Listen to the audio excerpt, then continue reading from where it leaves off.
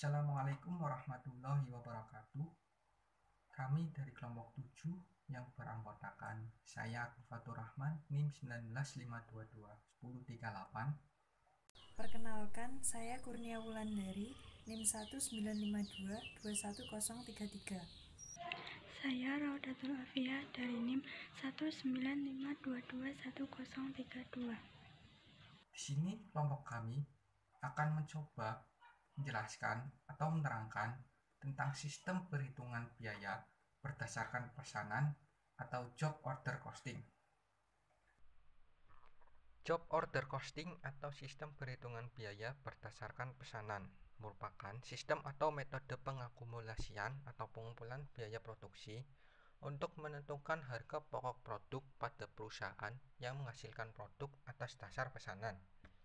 Tujuan dari job order costing ini yaitu untuk menentukan harga pokok produk dari setiap pesanan, baik harga pokok produk secara keseluruhan maupun persatuan.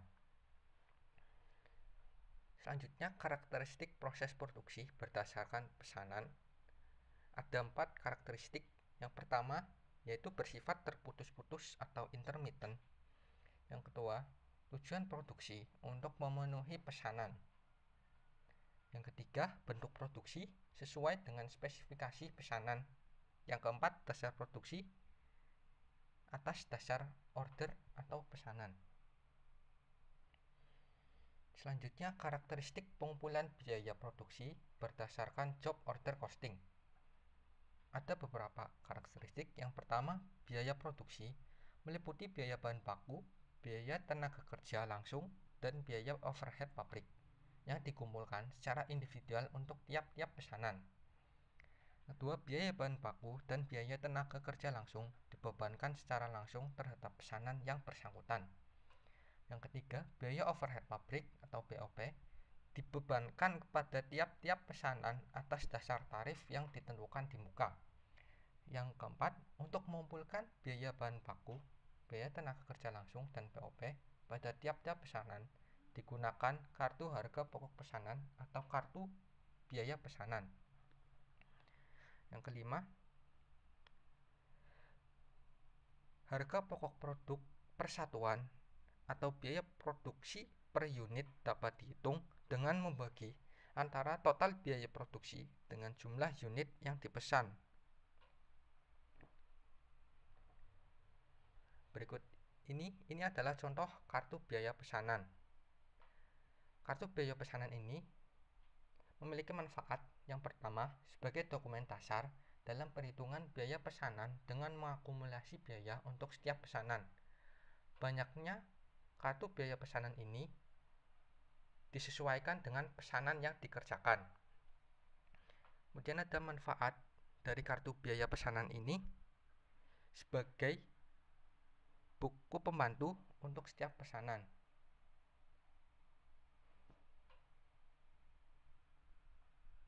Dalam sistem akuntansi biaya berdasarkan pesanan, ada akuntansi untuk bahan. Di sini ada 2 jurnal. Yang pertama, jurnal untuk pembelian bahan, yaitu ada akun persediaan bahan di debit dan utang usaha atau kas di kredit. Kemudian untuk pemakaian bahan, ada akun produk dalam proses atau biaya bahan langsung di debit, ada biaya overhead pabrik aktual di debit, dan persediaan bahan di kredit. Nah, dalam pemakaian bahan, setiap pengeluaran bahan dari gudang harus menunjukkan nomor pesanan, jenis, dan jumlah unit bahan yang diminta. Kebutuhan bahan untuk setiap pesanan dicatat di kartu pesanan yang pada gilirannya berfungsi sebagai buku pembantu. Penggunaan bahan langsung dicatat di akun produk dalam proses, sementara bahan tidak langsung dicatat sebagai biaya overhead pabrik aktual. Selanjutnya saya akan menerangkan tentang akuntansi untuk tenaga kerja. Yang pertama, penentuan besarnya upah dan gaji. Terdapat 2 dokumen sumber yang digunakan untuk penentuan besarnya upah dan gaji, yaitu daftar hadir karyawan dan kartu jam kerja. Daftar hadir karyawan menunjukkan data jumlah jam kerja seluruh karyawan pada setiap harinya, sedangkan kartu jam kerja digunakan untuk menghitung penghasilan karyawan dengan upah per jam. Yang kedua, distribusi upah dan gaji. Pada tanggal 28 Desember, pengikhtisaran dan pendistribusian biaya upah dan gaji biasanya dilakukan secara periodik berdasarkan fungsi perusahaan. Biaya upah dan gaji di Departemen Produksi dibagi menjadi dua, yaitu biaya tenaga kerja langsung dan biaya tenaga kerja tidak langsung. Biaya yang terjadi di Departemen Pemasaran dicatat ke dalam akun beban pemasaran, sedangkan yang terjadi di Departemen Administrasi dan Umum dicatat ke dalam akun beban administrasi umum. Terdapat contoh kasus seperti berikut. Jurnal untuk pendistribusian upah dan gaji ke masing-masing departemen dari contoh kasus seperti tadi, yaitu jurnalnya kurang lebih seperti ini. Selanjutnya, pembayaran upah dan gaji.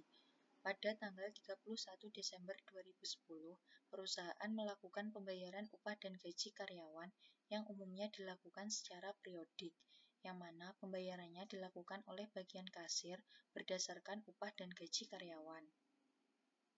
Dalam contoh kasus ini, perusahaan membayar upah dan gaji seluruh karyawan sebesar Rp191.506.000. Jurnal untuk pembayaran upah dan gaji kepada karyawan untuk akun yang bersaldo debit, yaitu utang upah dan gaji, sedangkan untuk akun yang bersaldo kredit, yaitu kas. Pada tanggal 10 Januari 2011, perusahaan juga berperan sebagai pemungut pajak. Jurnal untuk pembayaran PPh pasal 21 ke kas negara. Untuk akun yang bersaldo debit, yaitu utang PPh pasal 21, dan untuk akun yang bersaldo kredit, yaitu kas. Selanjutnya yaitu pembahasan mengenai akuntansi untuk biaya overhead pabrik. Biaya overhead merupakan biaya yang paling kompleks dibandingkan dengan biaya bahan langsung dan biaya tenaga kerja langsung. Biaya overhead pabrik diakumulasikan tanpa mengacu pada pesanan tertentu, dan pada akhir periode, total biaya overhead pabrik dialokasikan ke semua pesanan secara proporsional. Yang pertama, pembebanan biaya overhead pabrik. Sejumlah biaya overhead baru dapat diketahui setelah aktivitas yang dimaksud selesai dilakukan pada akhir periode dan biaya-biaya yang muncul pada jangka waktu tertentu. Dasar alokasi biaya atau dasar pembebanan sebaiknya merupakan aktivitas yang paling terkait dengan biaya yang dialokasikan, yaitu biaya yang paling memicu terjadinya biaya overhead pabrik. Untuk menghitung tarif BOP, yaitu estimasi biaya overhead pabrik dibagi dengan estimasi dasar pembebanan pada kapasitas normal, sedangkan untuk mencari BOP dibebankan, yaitu tarif BOP dikalikan dasar pembebanan sesungguhnya. Pada awal periode akuntansi, perusahaan menetapkan kebijakan bahwa biaya overhead pabrik yang dibebankan ke dalam biaya produksi berdasarkan tarif 75% dari biaya tenaga kerja langsung. Jurnal pembebanan biaya overhead pabrik dalam setiap pesanan dari contoh kasus seperti tadi, yaitu untuk akun yang bersaldo debit, yaitu produk dalam proses biaya overhead pabrik, sedangkan untuk akun yang bersaldo kredit, yaitu biaya overhead pabrik dibebankan. Sekian yang dapat saya sampaikan, selanjutnya akan dilanjutkan oleh Saudari Raudatul Alfiyah.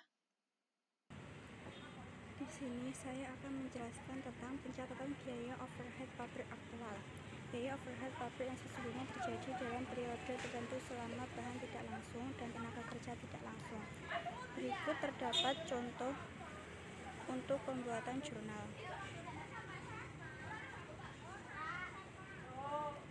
Berikut merupakan jurnal untuk pencatatan biaya overhead pabrik aktual.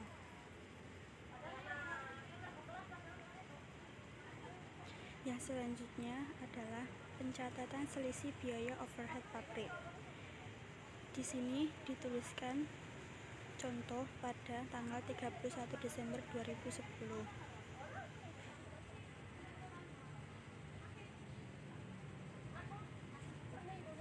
Dan berikut merupakan jurnal untuk menutup BOP dibebankan ke BOP aktual dan jurnal untuk menutup selisih BOP ke dalam beban pokok penjualan.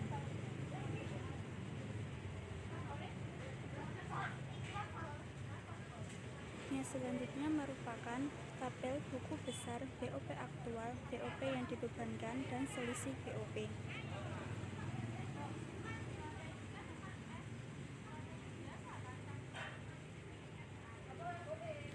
Yang selanjutnya adalah akuntansi untuk produk jadi dan produk dalam proses akhir. Terdapat contoh pada tanggal 31 Desember 2010.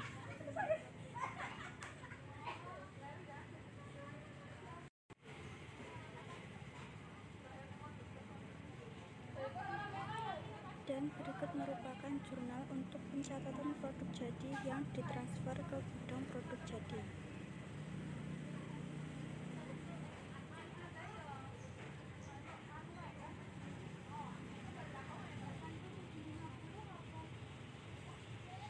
Yang selanjutnya, apabila pada akhir periode ada pesanan yang belum selesai pengerjaannya atau produk dalam proses, maka biaya produk dalam proses yang tertera berfungsi sebagai buku penambah persediaan. Berikut merupakan jurnal untuk pencatatan produk dalam proses di akhir periode.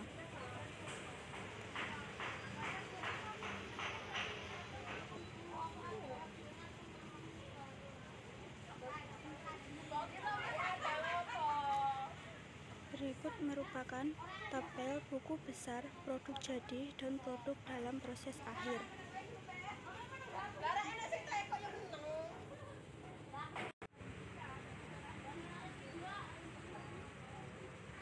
Yang selanjutnya yaitu akuntansi untuk penyerahan produk kepada pemesan. Penyerahan produk kepada pemesan harus sesuai dengan kontrak atau perjanjian yang telah disepakati. Misalnya terkait spesifikasi produk yang dipesan, kapan pesanan yang dimaksud selesai diproses, kapan pesanan tersebut akan diserahkan ke pemesan, bagaimana rincian pembayaran terkait pesanan yang dimaksud, dan sebagainya. Dan terdapat contoh pada tanggal 3 Januari 2011. Dan jurnal untuk penyerahan pesanan ke pelanggan. Dan jurnal untuk pencatatan biaya produk yang diserahkan ke pelanggan.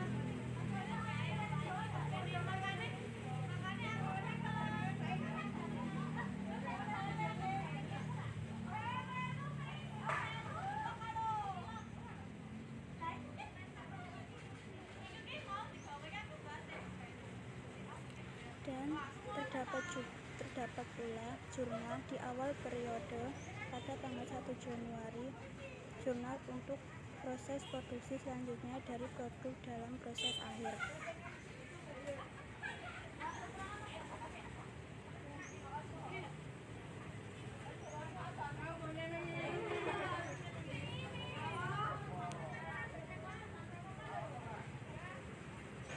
Dan terdapat buku besar dalam rupiah untuk penyerahan produk kepada pemesan dan proses produksi selanjutnya dari produk dalam proses akhir.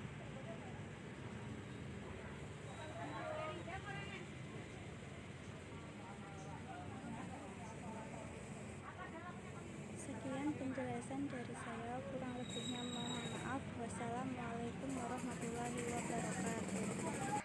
Sekian dari kelompok kami. Terima kasih sudah menonton dari awal hingga akhir. Bila ada gangguan video maupun audio, kelompok kami mohon maaf. Assalamualaikum warahmatullahi wabarakatuh.